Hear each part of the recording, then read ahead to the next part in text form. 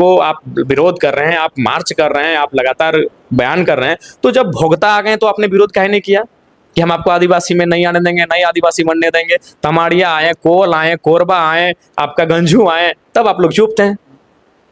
क्या है कि उनकी आबादी थोड़ा थोड़ा, इसलिए आप लोग चुप थे। थोड़ा सा इनकी आबादी ज्यादा है तो आप लोग बयान दे रहे हैं कि आदिवासी कोई जन्म से होता है। तो भाई हम कुर्मी को अगर छोड़ दिया जाए तो झारखंड में 12 आदिवासी थे, आज 37-38 को कैसे हो गया? बाकी जो 20-22 को कहां से पैदा हो गया? बाद में ऐड किया गया। हाँ, अगर पैदा नहीं होता है, एक्चुअली वो लोग शेड्यूल किया गया, वो भी आदिवासी थे लेकिन उनको शेड्यूल किया गया। जैसे अभी अर्जुन मुंडा, वो तमाड़िया है, वो मैंने आदिवासी सूची में शामिल नहीं थे, शेड्यूल ट्राइब की सूची में, उन्हें हाल ही फिलहाल सूची में जैसे देखिए हमारे बीच ब्राह्मण समाज रहते हैं तो क्या ब्राह्मणी भाषा है? नहीं है। हमारे बीच भूमिहार समाज के लोग रहते हैं तो क्या भूमिहारी भाषा है? नहीं है। हमारे बीच तेली समाज के लोग रहते हैं तो क्या तेलियन कोई भाषा है? नहीं है। हमारे बीच मंडल समाज के लोग रहते हैं तो क्या मंडलियन कोई भाषा है? नहीं है। लेकिन कुड़मी कुड़माली भाषा है। संस्कृति का मतलब भाषा, हमारी भाषा है और कुड़माली, उसको सीधे है। मैंने सदन में काड़ा माड़ा डाड़ा पीड़ा भेड़ा बोला था, आज आपको और मजेदार किस्सा सुना रहे। मूड़ मोड़ गौड़ डाड़ा ढीड़ा, बीच वाला पेट ये ढीड़ा और ये वाला डाड़ा, बीच में डाड़ा, ऊपर में मोड़ और नीचे गौड़। तीनों शब्द देखिए, शब्दवाली 2 दिन में नहीं बनती है। कोई भी शब्दकोश, चाहे संथाल का शब्दकोश रहे, उर्दू का शब्दकोश रहे, अंग्रेजी का रहे, हिंदी का रहे, बांग्ला का रहे, तेलुगु का रहे, तमिल का रहे, कुड़माली का रहे, शब्दकोश 2 दिन में नहीं बनता है पत्रकार महोदय। माथा यानी मोड़, पांव यानी गौड़ और बीच में। जोहार दोस्तों, फिर से स्वागत है एक नई वीडियो में। आज हम बात कर रहे हैं झारखंड के सबसे जलद मुद्दे की लेके, जो पूरा झारखंड का माहौल गर्म करके रखा है। जी हाँ, मैं बात करने वाला हूँ आदिवासी समाज और कुर्मी बीच के एक बहुत बड़ा मुद्दा चल रहा है, कुर्मी रेल टेका आंदोलन, जो 20 तारीख को होने वाली।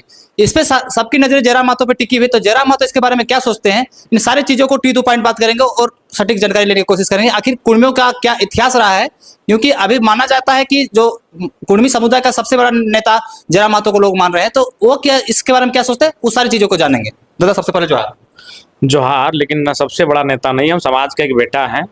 भले लोगों की मान्यता जो भी है, मैं एक समाज का बेटा हूं और झारखंड में एक विधायक हूं, एक विधानसभा से। तो अपने समाज के साथ साथ सभी लोगों का नेतृत्व करना, सभी लोगों की आवाज को बुलंद करना मेरा कर्तव्य है। लेकिन फिलहाल जो हमारे समाज के लोग विगत कई दशकों से अपने हक अधिकार के लिए संघर्ष कर रहे हैं, उसको लेकर मेरा खुला समर्थन है, हमारे पार्टी का खुला समर्थन है। और मैंने स्पष्ट कह दिया है, हमारे समाज के जितने भी युवा, नौजवान, माताएं, बहनें हमारी पार्टी से जुड़ी हैं, वो अपने सामाजिक आंदोलन में सक्रियता के साथ भागीदारी देने का काम करें। अच्छा, हम लोग सबको बोल रहे हैं आंदोलन करना है, 20 तारीख को रेल टेका आंदोलन है। आखिर आंदोलन है क्या? आंदोलन क्यों किया जा रहा है? आखिर कुर्मी वाकई में जो आदिवासी बोलते हैं कि आदिवासी पैदा हुआ जाता है, जैसे आदिवासी बनते नहीं है, तो आप इस पे क्या सोचते हैं?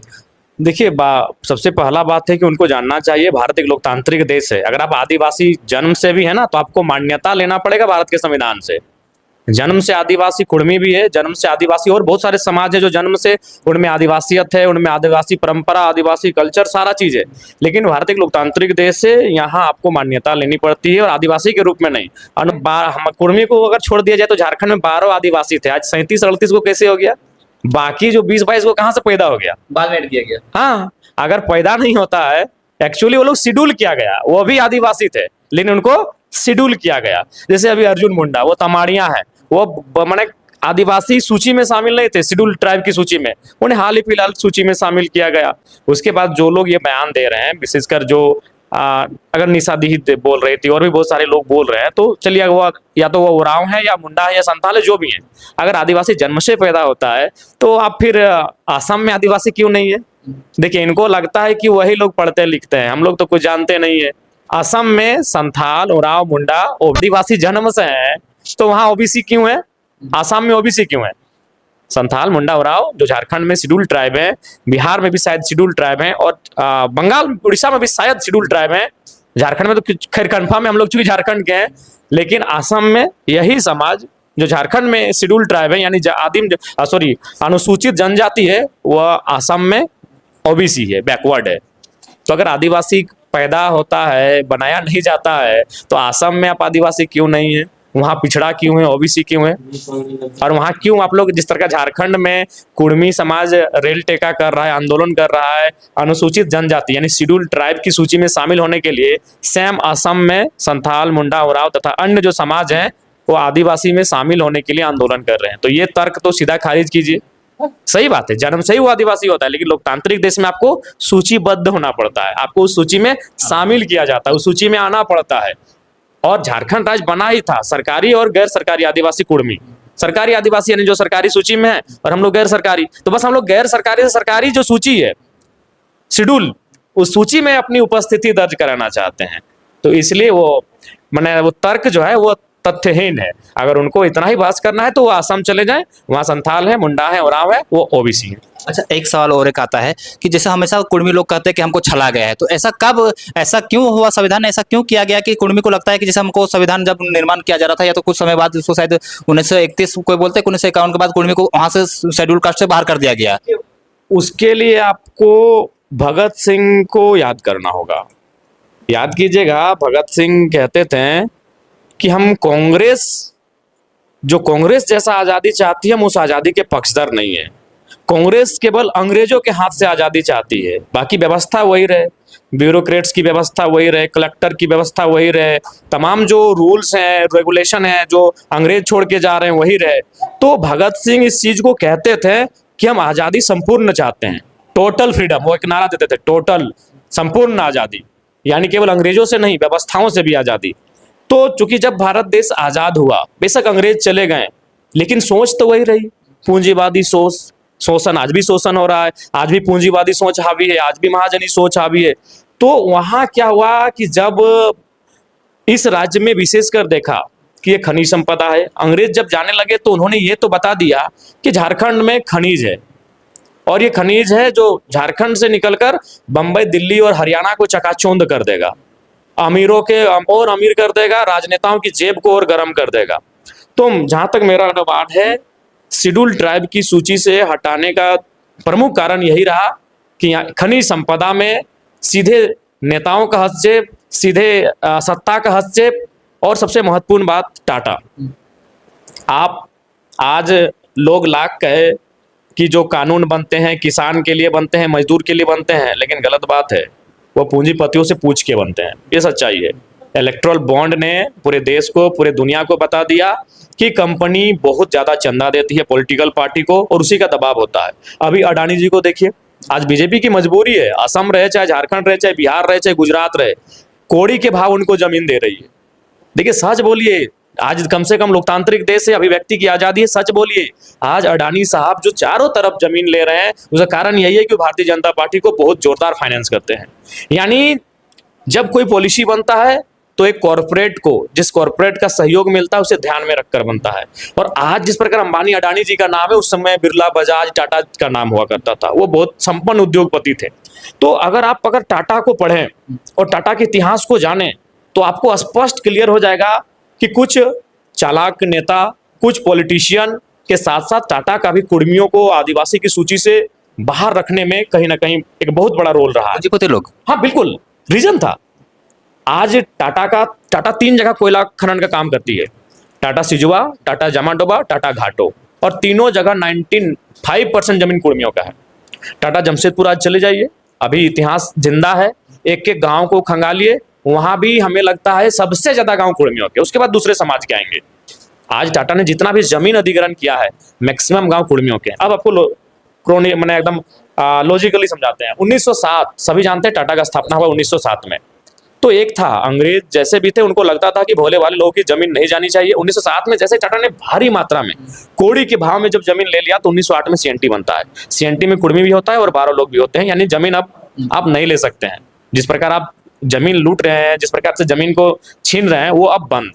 उसके बाद फिर क्या आता है, अब भारत देश आजाद हो जाता है 1947 में। 1950 में आपका लोकतंत्र की स्थापना होती है, और ठीक 1951 में फिर से कुर्मियों का जमीन लेना शुरू हो जाता है। कहाँ से शुरू होता है? सिंदरी कारखाना से।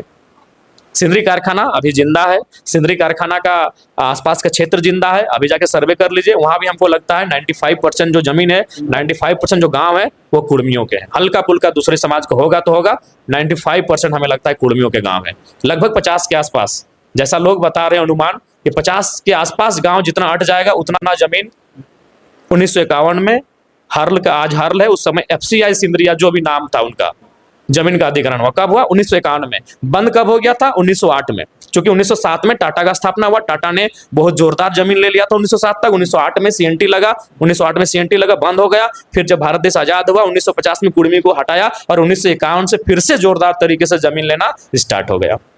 कहीं ना कहीं आप तीरों से तोड़ना चाह रहे थे। हाँ, चूंकि अगर शेड्यूल ट्राइब की सूची में कुर्मी होते हैं तो जितनी आसानी से उद्योगपतियों ने जमीन लिया है, जितनी आसानी से जमीन का अधिग्रहण किया है, उतनी आसानी से जमीन का अधिग्रहण नहीं होता। और आप सर्वे कीजिए, अभी इतिहास जिंदा है, अभी तथ्य जिंदा है, अभी गांव जिंदा है, अभी सारे कागज जिंदा है। बीसीसीएल, सीसीएल, ईसीएल, महत्वपूर्ण जो जमीन लिया गया है वो कुर्मियों का लिया गया है। उसके बाद आप हिंडाल्को चले जाइए, आप इलेक्ट्रो स्टील वेदांता चले जाइए, आप कोणार्क डैम चले जाइए, आप चांडिल का डैम चले जाइए, आप डिमना का डैम चले जाइए, आप भैरवी डैम चले जाइए, आप पतस जमीन। मैं ये नहीं कह रहा हूं कि सारा जमीन 1-2%, 10%, 15%, 20% अन्य लोगों का हो सकता है, होगा। मैक्सिमम जमीन कुर्मियों का है। तो सुविधा, क्योंकि उस समय सबको मालूम था कि अब खनिज संपदा, उद्योग धंधा लगने की संभावना है और उसी कारण प्रमुखता से, उसी कारण के लिए कुर्मियों को शेड्यूल ट्राइब की सूची से हटा दिया गया ताकि सुविधा हो और उनको सुविधाजनक मुआवजा हो, सुविधाजनक पुनर्वास हो। आज भी देख रहे हैं, आज 70 का 60 का मुद्दा लेकर कुर्मी आज भी कोर्ट के चक्कर काट रहे हैं और भी लोग काट रहे होंगे।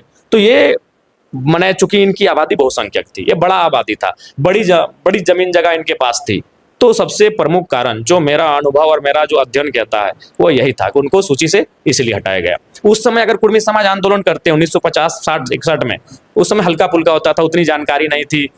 तो अगर आज की एकजुटता से करते हैं तो आदिवासी समाज उस समय बीच में बिल्कुल भी नहीं आता, क्योंकि उनमें भी अब उनको ये लग रहा है कि जो हमको 26% का आरक्षण मिल रहा है उसमें इनका इंटरफेयर होगा, इन सारी चीजों को मैं उनके साथ शेयर करना होगा, ये उनके माइंड में बैठ गया है। इसमें हम एक आते हैं, जैसे आदिवासियों का कहना है कि ये जो लोग भी कुर्मी लोग आदिवासी बनने का प्रयास कर रहे हैं सिर्फ आरक्षण के लिए कर रहे हैं, और वही कुर्मी समाज कहता है कि हमको आरक्षण से नहीं मतलब, हम लोग अपना अस्तित्व की लड़ाई लड़ रहे हैं। अस्तित्व को लड़ाई है। अगर आज वो अस्तित्व के लिए नहीं लड़ता है तो आने वाला दिन वो अपनी जमीन से बेदखल। आप धनबाद ही चले जाइए, धनबाद में सराय ढेला का क्षेत्र, हमें लगता है कुर्मी कुछ मंडल होंगे, कुछ गोराएं होंगे, कुछ संथाल होंगे, बहुत कम में होंगे। आप जो धनबाद जो सजा है उसमें भी कुर्मियों का जमीन है। बोले तो आज सही बात है, अस्तित्व की लड़ाई है। अगर आज कुर्मी इस अस्तित्व की लड़ाई को नहीं लड़ता है तो कल को कुछ नहीं रहेगा, कल को उनके पास कुछ नहीं रहेगा। आज बड़े बड़े बाजार, बड़े बड़े शहर कुर्मियों की जमीन पर बने हैं। आप भूली को जानते हैं, एशिया का सबसे बड़ा मतलब हम लोग श्रमिक नगर कहते हैं भूली को, उसमें सर्वाधिक जमीन कुर्मियों की है। एशिया का सबसे बड़ा श्रमिक नगर पूरे एशिया का भूली को हम कहते हैं, और भूली में सर्वाधिक जमीन जो अधिग्रहण किया गया है, अभी अवैध तरीके से किया गया, वो जमीन कुर्मियों की है। तो बिल्कुल ही अस्तित्व की लड़ाई है। अगर आज वो अपने अस्तित्व की रक्षा नहीं करते हैं तो कल को वो नेस्तनाबूद हो जाएंगे। आज जिस प्रकार आज धनबाद, उतना स्टेट का उदाहरण क्यों लेंगे, सिर्फ धनबाद का उदाहरण लीजिए कि कुर्मियों के साथ कितना हुआ क्या है। तो इसलिए ये लड़ाई जो है वो जेन्युइन है और किसी भी समाज को बीच में आके बाधित नहीं करना चाहिए। देना ना देना ये संविधान का काम है। हाँ, कि प्रत्येक समाज का कुछ ना कुछ मांग रहा था, जैसे आदिवासी अपना आज अगर वो उनका यही है, कुर्मियों के आने से अगर आप विरोध कर रहे हैं, आप मार्च कर रहे हैं, आप लगातार बयान कर रहे हैं, तो जब भोगता आ गए तो आपने विरोध काहे नहीं किया कि हम आपको आदिवासी में नहीं आने देंगे, नहीं आदिवासी बनने देंगे। तमाड़िया आए, कोल आए, कोरबा आए, आपका गंजू आए, तब आप लोग चुप थे। क्या है कि उनकी आबादी थोड़ा थोड़ा, इसलिए आप लोग चुप थे। थोड़ा सा इनकी आबादी ज्यादा है तो आप लोग डोमिनेट करेंगे। नहीं, अगर आप इतने ही नैतिक हैं कि हम आप अपने साथ, तो बताइए भोक्ता जो थे सत्यनारायण क्या थे, सत्यानंद भोक्ता, वो शेड्यूल कास्ट में थे, मंत्री थे, तो शेड्यूल कास्ट में थे, तो फिर आज शेड्यूल ट्राइब में कैसे आ गए? तब शेड्यूल ट्राइब में जो लोग आज हैं, जो समाज आज विरोध कर रहे हैं सड़कों में आके कुर्मियों का, आपने क्यों नहीं विरोध किया? आपसे तो सवाल बनता है कि आपने क्यों नहीं विरोध किया उस समय। तो ये केवल और केवल ये कुर्मियों को लेकर ही चल रहा है, क्योंकि 1950 से ही कुछ लोगों का बहुत कुछ है सके, उस समय जो आदिवासी नेता थे या फिर जो उसमें शेड्यूल ट्राइब की सूची में थे और सदन में थे, उनकी भी चालाकी होगी कि ये समाज थोड़ा सा प्रभाव में आ जाएगा, इस समाज में थोड़ा सा बेहतर लोगों की है, तो ये कहीं ये डोमिनेट ना करे, ये वर्चस्व ना स्थापित करे। उनका भी योगदान रहा उनको शेड्यूल ट्राइब्स की सूची से हटाने में। नहीं, तो आदिवासी और कुर्मी लोग के बीच हमेशा एक रहता है, उसका कल्चर को लेकर बोला जाता है कि हम लोग का रहने सहने का कल्चर अलग है, कुर्मी लोग का अलग है, तो इस पर भी वो बहुत टिका टिप्पणी चलता है कि हम लोग तो थैंक यू दोस्तों, वीडियो को वहीं पे समाप्त करते हैं। और अगर हमारे चैनल में आप नए हैं तो हमारे चैनल को सब्सक्राइब कर दीजिए आप अगर जयराम महतो का हर एक वीडियो देखना चाहते हैं तो हमारे चैनल को सब्सक्राइब कर दीजिए। जयराम महतो का हर एक वीडियो सबसे पहले आप तक हम पहुंचाएंगे, तो हमारे चैनल को सब्सक्राइब कर लीजिए ताकि हमारे जो जयराम महतो का वीडियो बनाएंगे वो आप तक सबसे पहले पहुंचे। तो वीडियो को यहीं पे समाप्त कर रहे हैं। धन्यवाद, और हमारे चैनल में आने के लिए आपको भी धन्यवाद, शुक्रिया।